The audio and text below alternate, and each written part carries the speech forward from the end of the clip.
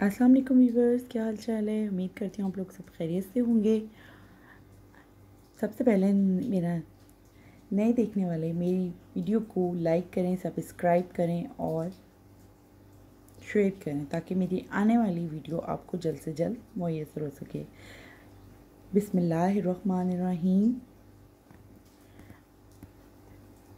ہم اپنی لیکچر کی طرف آتے ہیں جو ہم لوگوں نے کرتے ہیں آگے سے۔ میں آپ کو نونہالوں کے لیے قصص الانبیاء کے مختلف چیپٹرز کے بارے میں آپ کو پڑھاؤں گی۔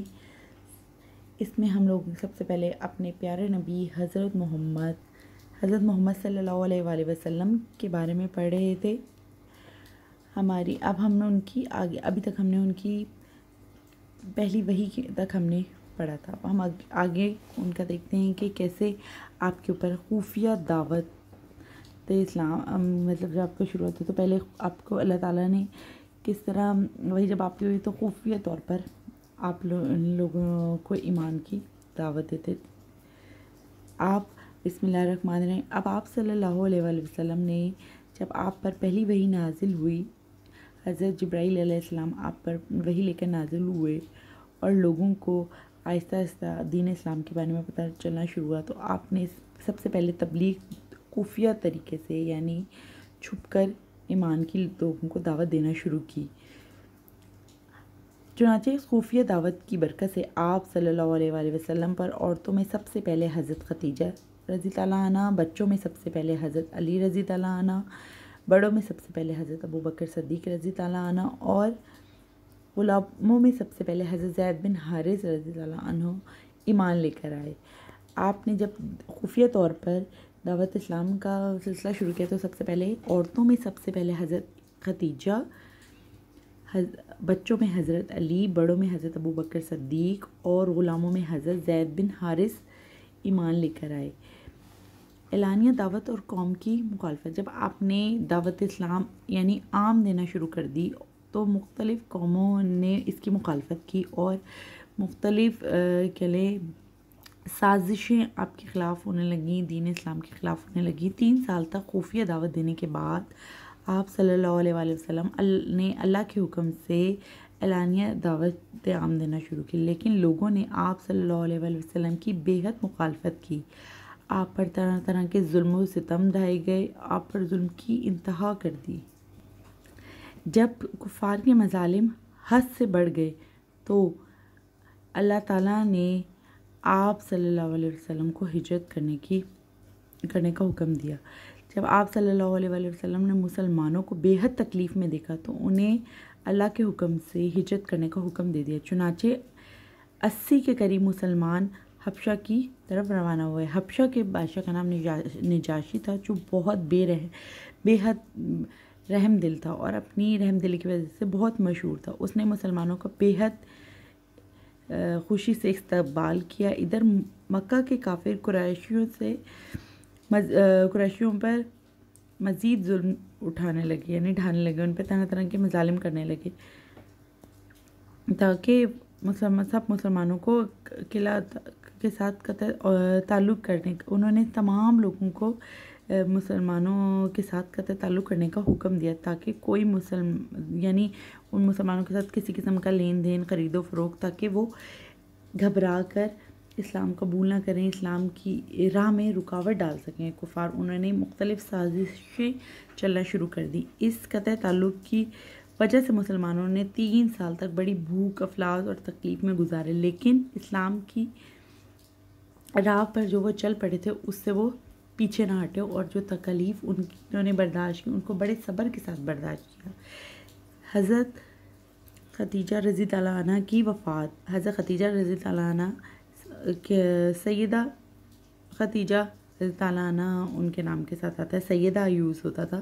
اس دوران سیدہ خدیجہ بھی وفات بن گئیں تو آپ صلی اللہ علیہ وآلہ وسلم نے اس سال کو غم کا سال قرار دیا۔ جس سال ہمارے مطلب کہہ لیں کہ حضرت خدیجہ کی وفات ہوئی اس سال کو آپ نے، اور جس سال آپ نے ہجرت کی اس سال کو آپ صلی اللہ علیہ وآلہ وسلم نے غم کا سال سال رکھ دے، کیونکہ اسی سال تھوڑے دنوں بعد آپ صلی اللہ علیہ وآلہ وسلم کے محبوب ترین چچا ابو طالب بھی وفات پا گئے۔ اب کفار اور بھی زیادہ کھل کر آپ صلی اللہ علیہ وآلہ وسلم کو ستانے لگے، جس سے مسلمانوں کی مشکلات پہلے سے بہت بڑھ گئیں۔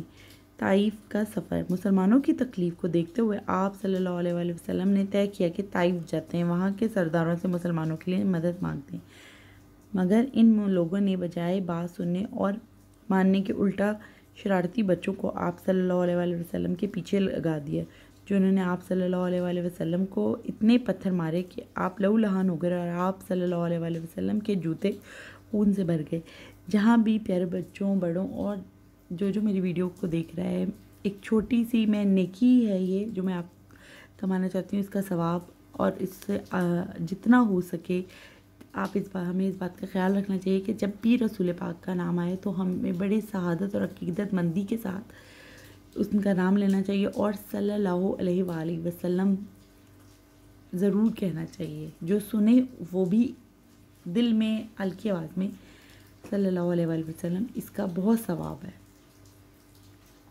یہ ہے کہ ہم حضور صلی اللہ علیہ وسلم پہ درود و سلام بھیج رہے ہیں۔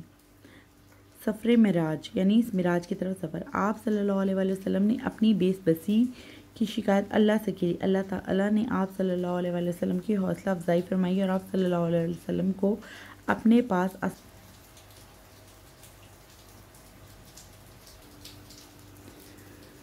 جنت دوزخ کی سیر کرائی، عالم آخرت کے مناظر دکھائے اور 5 نمازوں کا تحفہ دے کر آپ صلی اللہ علیہ وآلہ وسلم کو واپس بھیجا۔ آپ صلی اللہ علیہ وآلہ وسلم کے اس سفر اور آسمانوں کی سیر کو معراج کہتے ہیں، اور یہ ساری سیر ایک رات میں ہوئی۔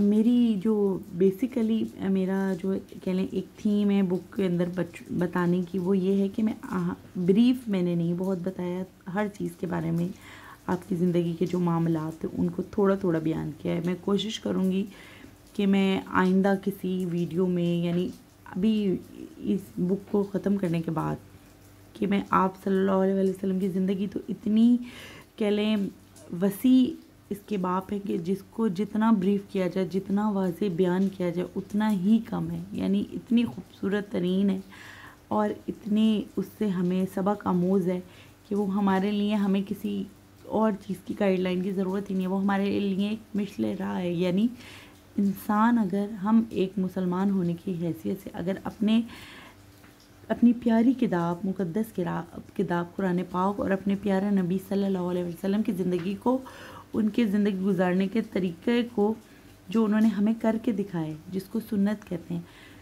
اس کی ہی پیروی کریں، اسی کے مطابق زندگی گزاریں، تو ہماری زندگی بہت بہت خوبصورت گزر سکتی ہے۔ ہم ہر چیز سے، ہر پریشانی تکلیف سے، جو یہ بناوٹی پریشانیاں اور چیزیں ہیں جو ہم نے اپنے اوپر حاوی کی ہیں، ہم ان سے بچ سکتے ہیں۔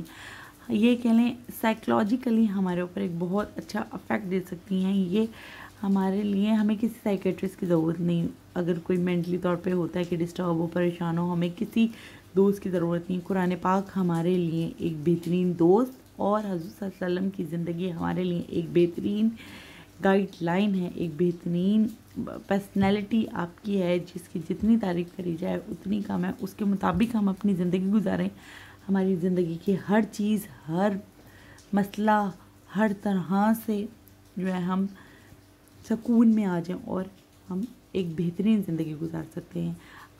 ہم اپنی آگے کی ویڈیو کو بعد میں کنٹینیو کریں گے۔ اب آج کے لیے اتنی ویڈیو ہی کافی ہے، جتنی ویڈیو ہوتی ہے پھر سننے والے بھی بور ہو جاتے ہیں، اس لیے ہم تھوڑا پڑھیں گے تاکہ ہم اس کو بہتر طریقے سے سمجھ سکیں۔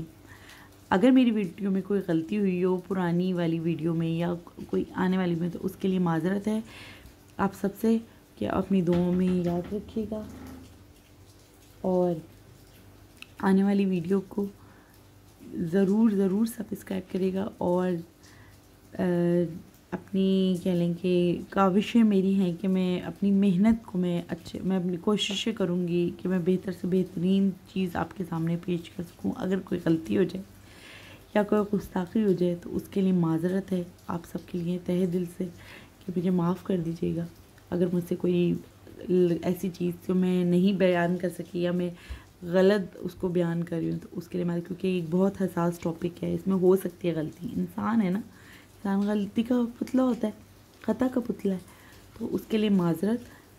سب سے پہلے جو ہے آپ لوگوں سے وہی بات ان دا اینڈ بھی کہوں گی کہ میرے چینل کو سبسکرائب کریں، لائک کریں اور شیئر کریں۔ میں چاہتی ہوں کہ میں اپنے چینل کو آپ لوگوں کی مدد کے بغیر آگے نہیں چڑھا سکتی، یعنی اس کو آگے اس کے ترقی نہیں کر سکتی جب تک آپ لوگ اس میں میری ہیلپ نہیں کریں۔ اس کے لیے جو ہے ان چیزوں کا کہنا اور کرنا ضروری ہوتا ہے، تو یہ تو مسٹ ہے۔ اوکے ویورز، اپنا بہت بہت خیال رکھیے گا، اپنی دعاؤں میں یاد رکھیے گا۔ اللہ حافظ۔ انشاءاللہ ایک نیکسٹ ویڈیو کے ساتھ حاضر ہوں گی جلدی۔ اللہ حافظ۔